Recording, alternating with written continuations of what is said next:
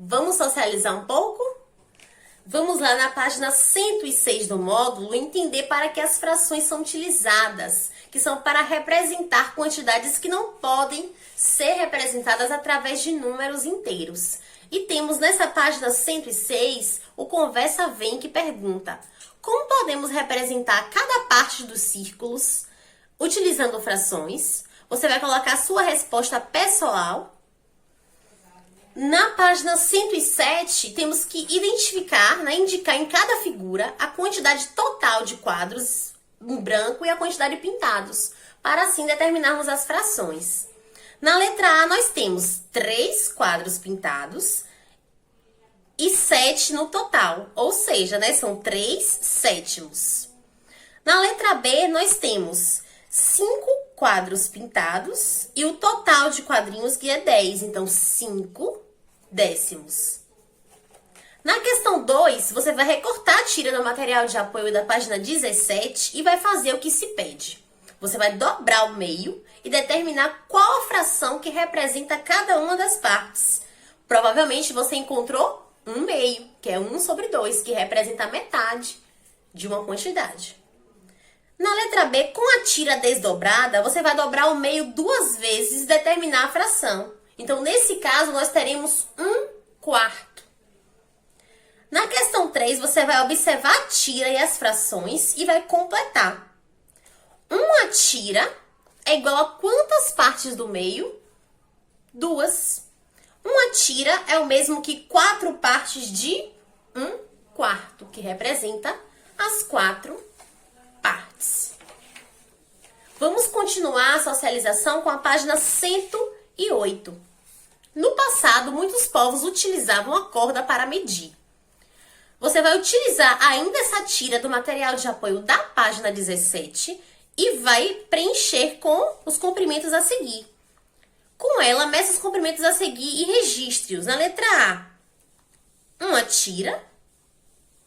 Letra B, uma tira e meia, que é a quantidade resultante desse retângulo. E na letra C, 3/4 de tira. Já na questão 5, pede para você dividir a figura em 4 partes iguais e dizer aí, se cada parte corresponde a 1/4 da figura, que fração corresponde a 2 partes dessa mesma figura? Então, 2 partes dessa mesma figura, 2/4, que é 2/4. Na questão B, você vai dividir a figura em 8 partes iguais e vai dizer que fração pode ser usada para representar 3 das 8 partes da figura acima. Nesse caso, serão 3/8. Na página 110, tivemos a exploração da reta numérica.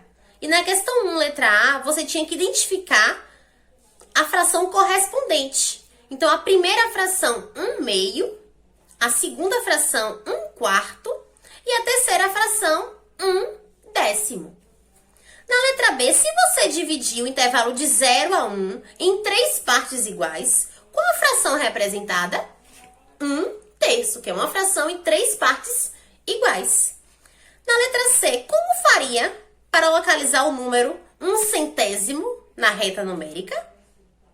É uma resposta pessoal que você vai colocar, Mas poderia colocar em uma dessas partes a 1/100, ou seja, dividir em 100 partes iguais. Na página 111, mostra algumas figuras e pede para que vocês representem em formato de fração. Lembrando que existem frações que se equivalem umas a outras, então, por isso, podem ser mais de umas respostas possíveis. Na letra A, uma das possibilidades de resposta é 3/8. Na letra B, 4/10 ou então 2/5.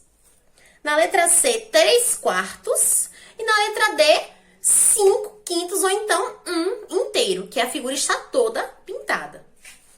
Na questão 2, falava que os icebergs, eles são enormes blocos de gelo que se desprendem das geleiras. E perguntava se você já ouviu a expressão, isso apenas é a ponta do iceberg. Essa expressão foi criada levando em conta que a maior parte do iceberg fica invisível, ou seja, debaixo da água. Em geral, somente 1/8 do iceberg ele encontra-se fora da água. Para compreender melhor o que isso significa, você vai desenhar um retângulo e representar as partes que ficam dentro e fora da água.